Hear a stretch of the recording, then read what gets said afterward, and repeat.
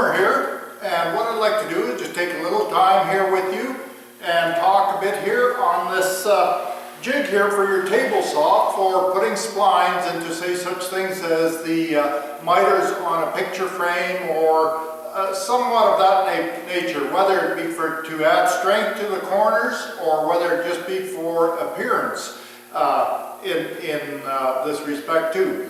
This jig here is a very simple jig to make, and as you can see, I've made it to go over top of my fence here. That's part of my Delta bench saw, so it works very well for that. And really, all it is I have made just a saddle here for that to go over top, and what I've done here is reinforced it on the back to give it a little extra strength for this, so this here stays nice and square with the fence system.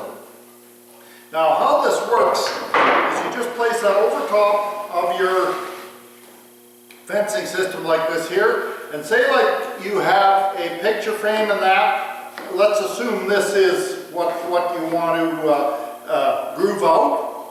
Set the height of your saw what it is, run it halfway in. Most of your picture framing is 3/4 of an inch thick, or any of the material that you might want to run through is probably going to be 3/4 of an inch thick. So run your blade approximately halfway through there at the 3/8 mark on that. Set the height of it, put your project into this here that you want to run a spline into, and run the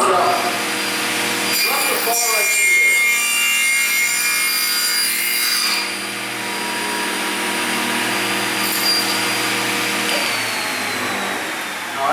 See, it leaves a nice groove in there, which you cut just on your table saw. You can cut a spline out to just nice and snug fit into there, glue it into place, drive it in there, and that'll really reinforce that corner real well.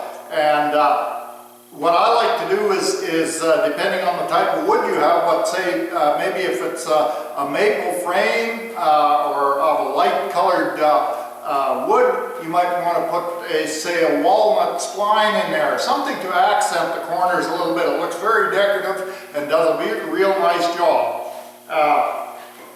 One important part about doing this here is to make sure you get this here at a perfect 90 degrees, so that when you do put your frame in there and go to dado it out, everything is done equal.